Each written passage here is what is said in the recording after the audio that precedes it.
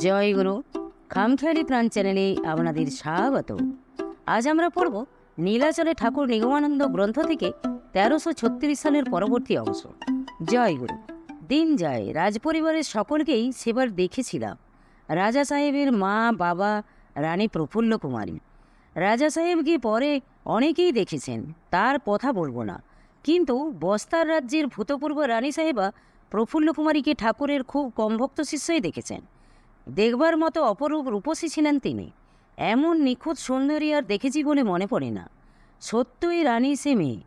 রং, গঠন, মুখের ডোল সবই যে কি সুন্দর ছিল তা বলে বোঝানো যাবে না। তাকে দেখলেই ওইটুকু মেয়ে আমিও হাঁ করে চেয়ে থাকতাম, ভুলে যেতাম চোখ ফিরাতে।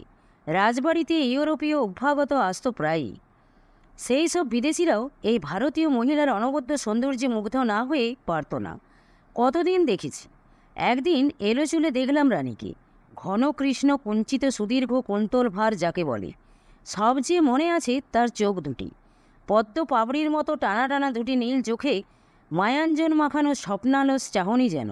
সে চাহনি দেখলেই মনে হতো বুঝি মর্তের মানবী নয় ও মেয়ে, কোনো সুদূরের অপ্সরী শাপভ্রষ্টা দেববালা। আর সত্যই তাই ছিলেন প্রফুল্ল কুমারী। রাজা সাহেবের পরিচয় এখন অনেকেই জেনে গেছেন। শুনেছি জন্মান্তর পরিচয়ে রানী তার মতন সেরকম কোনো রাজকুলের মেয়ে নন।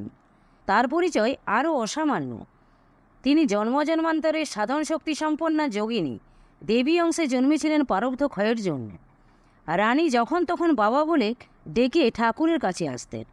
ইস, আমার যা হিংসা হতো তখন সে আমিই জানি। কয়েকদিন পর বলে বসলাম, রানী কেন অত তোমার কাছে আসে বাবা? অত গল্প করে কেন? হেসে ফেলে তিনি বললেন, আসবে না? তুমি যেমন আমার মেয়ে, ও যে তাই। না তো, তুমি ওর বাবা? কুট প্রশ্ন বটে। পিতা ঠাকুর স্মিত মুখে বললেন, ওর বাবা নয় তো ও বাবা বলে ডাকে কেন? তুমি ওদের ঠাকুর তাই ডাকে, সত্যি সত্যি বাবা তো না। সে তো মরে গেছে বস্তারে। কন্যার খবর সংগ্রহের বহর দেখে প্রায় হতবাক ঠাকুর বললেন, এসব কে বলল তোকে? কেন, যোশী বলেছে। রাজার বাবা বলে। আগেই বলেছি, ঠাকুরের ঘরের পাশেই ছিল আমাদের ঘর।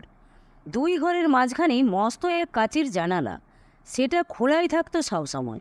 আমি শাখা মৃগের মতো সেই বাতায়ন পথেই এঘর ওঘর করতাম। দরজা দিয়ে ঘরে আসার আয়াস স্বীকার করে কোন মূর্খ? এখন আমাদের আলাপ শুনে সেই জানালায় মায়েদের কেউ এসে দাঁড়ালেন। ও কি একদণ্ড ঘরে থাকে ঠাকুর? হয় বাইরের ওই গোর্খাদের সঙ্গে টহল ফিরছে, নয়তো যোশী কিংবা বুড়ার ঘরে গিয়ে বকবক করছে। রাত্রিও ডেকে ঘরে আনতে পারি না সহজে। আমি নিরঙ্কুশ, জোর দিয়ে বলি না আমি যাব, গল্প করব। দিনরাত কেন ঘরে বসে থাকবো ভূতের মতো? তুমিও তো রানীর সঙ্গে গল্প করো। আমি গল্প করি কে বলল তোকে? উপদেশ দিই, রানীকে সৎশিক্ষা দিই।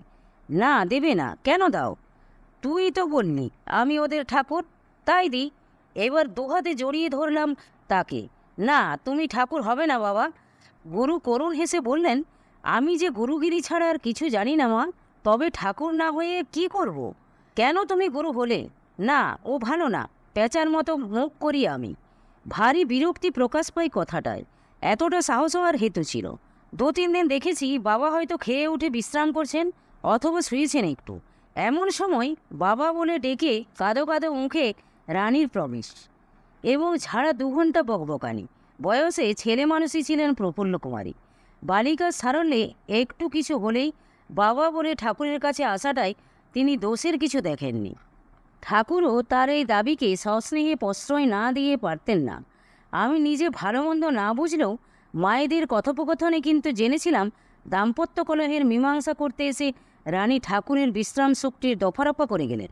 সামান্য কারণেই মনোমালিন্য হতো তরুণ দম্পতির, আর তারা দুজনেই একের পর এক এসে সালিসি মানতেন ঠাকুরকে।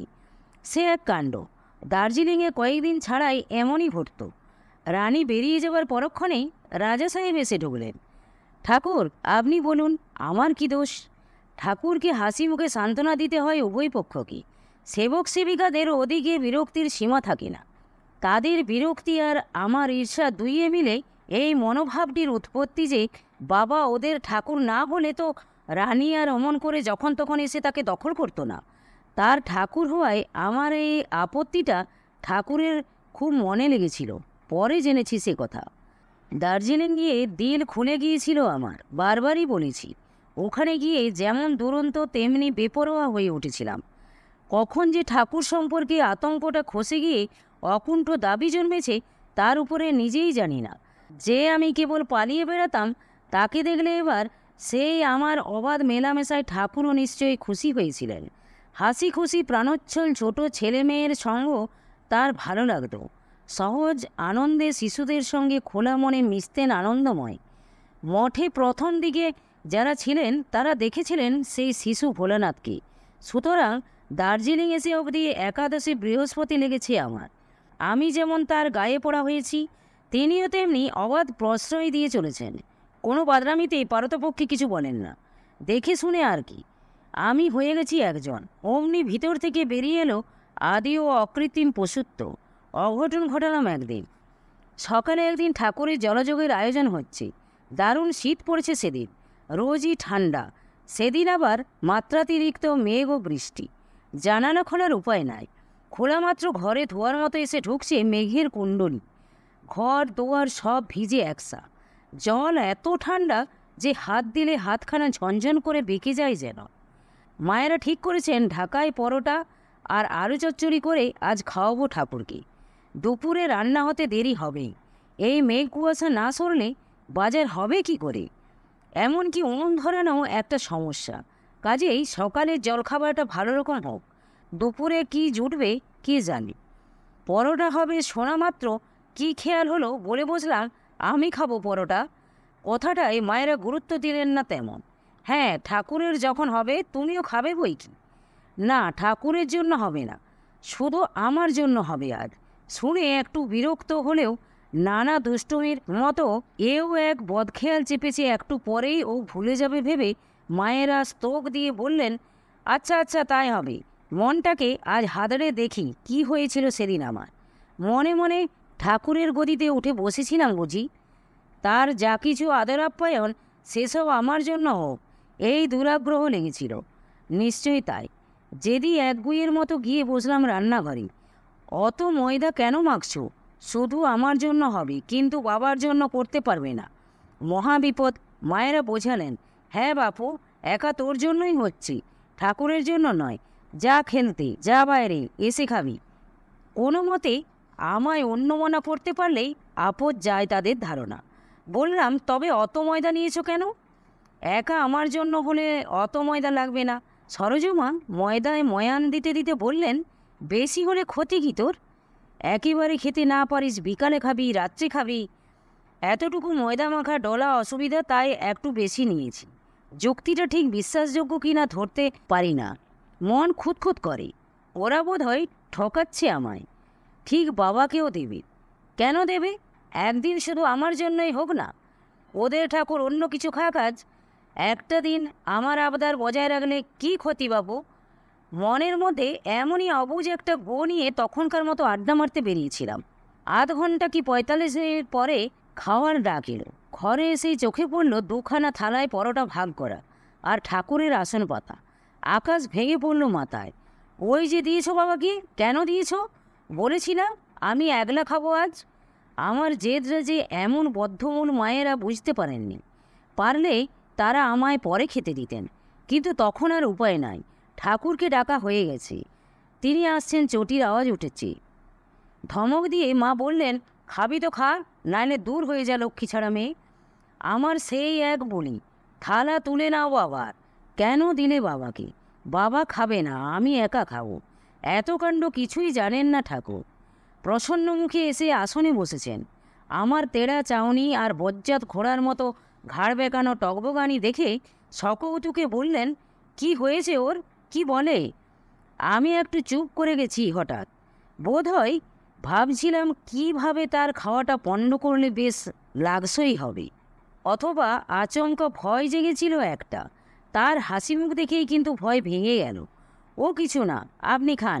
মায়েরা এ কথা বলতেই যেমনি থালা টেনে নেবেন ঠাকুর, আমার থালার লাথি মেরে দূর করে দিয়ে তিড়িং মিড়িং করে উঠলাম আমি। ওই তো বাবা খাচ্ছি। কেন ওকে দিলে তোমরা? আমি বলেছিলাম একা আমি খাবো। তারপর কাঁদতে শুরু করে। স্তব্ধ হয়ে গেলেন ঠাকুর। থালায় দেওয়া হাত গুটিয়ে নিয়ে বললেন, ও কি ওই কথা আগেই বলেছিল? সরস বিরক্তিতে মায়েরা ঝাঁঝালো সুরে বললেন, হ্যাঁ, সকাল থেকে বায়না তুলেছে আজ আমি একা খাবো পরোটা, বাবাকে দিও না। কে জানে বেয়াদব মেয়ে এখনও তুলবে সে বায়না। আপনি খান ঠাকুর, ওকে খেতে হবে না।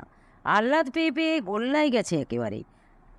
আসনে বসে তেমনই স্তব্ধ হয়ে ঠাকুর কিছুক্ষণ শূন্য দৃষ্টিতে চেয়ে রইলেন। আমি তখন মাটিতে গড়াগড়ি দিয়ে কাঁদছি সুর তুলে। সেটা কিন্তু নিতান্তই জিদ বজায় রাখা। ভিতরে ভিতরে রক্ত হিম হয়ে যাচ্ছে আমার। তার সেই আষাঢ়ের মেঘের মতো থমথমে মুখে কালো ছায়া, মৌন গম্ভীর চাহনি দেখে ভয়ে পেটে খিল ভরে আসছি। আজও সে মূর্তি মনে পড়লে শিউরে উঠে সর্বাঙ্গ। সভয়ে বলি, ক্ষমা করো ঠাকুর, ক্ষন্তব্য মেহ পরাধ। শিব শিব ভো শ্রী মহাদেব শম্ভ। কত ক্ষমাই পেলাম তোমার। কিছুক্ষণ তেমনই আড়ষ্ট হয়ে বসে থেকে উঠে চলে গেলেন ঠাকুর। খাওয়া হলো না তার। কি করে খাবেন? ভূতের নজর লাগলে সে বস্তু কি আর দেবতার ভোগে লাগে? কান ধরে আমায় টেনে তুলে মা কটু কণ্ঠে বললেন, যাও, বেরিয়ে যাও, একদম চুপ, চেঁচাবে না একটুও। এতবার বেড়েছে তোমার, খেতে দেব না তোমায় আজ, দেখি কত বড় জিদ। বাবা উঠে যেতে আপনি কান্নায় ভাটা ধরেছিল আমার। কাজটা যে গর্হিত হলো, বাড়াবাড়ি হয়ে গেল খুব, বেশ বুঝতে পারছি, কিন্তু পিছাবার উপায় কই? পশুভাব যত থাকে অহংকারও তত বেশি হয়। অতএব কানমোনা খেয়ে বেরিয়ে গেলাম অনাহারে। তবু গিয়ে একবার বলতে পারলাম না, ও বাবা, আর আমি বলবো না অমন কথা, তুমি খাবে এসো। পাকা পাকা বলি ঢের জানতাম, কিন্তু এই অতি সঙ্গত কথা কটে সেদিন মুখ দিয়ে বার হয়নি। নিঃসংশয়ে জানি একবার বললেই সব দুঃখ ভুলে যেতেন তিনি, আবার হাত ধরে এসে খেতে বসতেন। কিন্তু দুর্লভ লগ্ন বয়ে গেল সেদিন। ক্ষমা চাওয়া আমার হলো না। চির অপরাধী রয়ে গেলাম পায়ে। বহুক্ষণ সেদিন স্তব্ধ ছিলেন ঠাকুর। সারা বাড়িটাই যেন থমথমিয়ে রইল। ঘটনাটা নিয়ে বেশি বাকবাহুল্য করেননি। অন্যান্যবারের মতো কাউকে উপদেশ দেওয়ার চেষ্টাও করেননি। শুনেছি মায়েরা খাওয়ার জন্য অনুনয় করায় একবার মাত্র বলেছিলেন, ও যদি অমন জেদ ধরেছিল শুনলেই পারতে ওর কথা, একদিন না হয় আমি পরোটা নাই খেতাম। না, আজ এখন আর কিছু খাবো না। মায়েরা নিজেদেরই অপরাধী জ্ঞান করেছিলেন। তাদের মনে হলো কেন তারা আমার জেদটাকে গুরুত্ব দেয়নি। ও কথা শুনলে যে ঠাকুরের মনে কষ্ট হবে, কেন তা ধরতে পারেননি কেউ। আমায় খবর না দিয়ে অনায়াসে ঠাকুরকে আগে খাইয়ে দিতে পারতেন। দোষ তাদেরই। হিসাবে ভুল হয়েছিল মায়েদের, সেটা ঠিক, কিন্তু আসল অপরাধী আমি এ নিশ্চয়ই। ঠাকুরের সেদিনকার স্তব্ধ গম্ভীর মুখভাব এখনও চোখে ভাসে। বিষণ্ণ হয়ে কি ভাবছিলেন এত? সারাদিনে মুখে সে মেঘ তার কাটেনি। আমায় ডেকে কথা বলেননি পুরো একটি দিন। গভীর মনস্তাপে কি ভেবেছিলেন না বললেও বুঝতে পারি।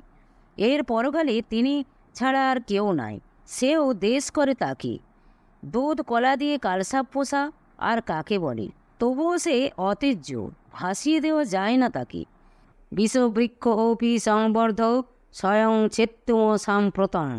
এ তো মমতার কথা নয়, এরই নাম কর্মসন্ন্যাস। কার্য মিথ্যেব যৎ কর্ম নিয়তং ক্রিয়তে অর্জুন। গীতামুখে এই বীর ধর্মই নির্দেশ করছেন ভগবান। বিষবৃক্ষ হলেও আমি নিজের হাতে পুঁতেছি, বিচারে কেটে ফেলা চলে না সেটি। পারব্ধ ভোগ করছি জেনে সেই বিষাক্ত পরিবেশেই দিন কাটাতে হয়। এই তো বিশ্বেশ্বরের হলাহল পান। বিষ তিনি ফেলবেন কি করে? জ্বালায় জর্জরিত হলেও গণ্ডুসে শুষে নিতে হবে কালাকোট। জয় গুরু, জয় গুরু। আজ এই পর্যন্তই। যদি আপনাদের ভালো লেগে থাকে তাহলে চ্যানেলটিকে সাবস্ক্রাইব করে সাথে থাকবেন। পরবর্তী অংশ অন্য কোনো দিন। জয় গুরু, জয় গুরু।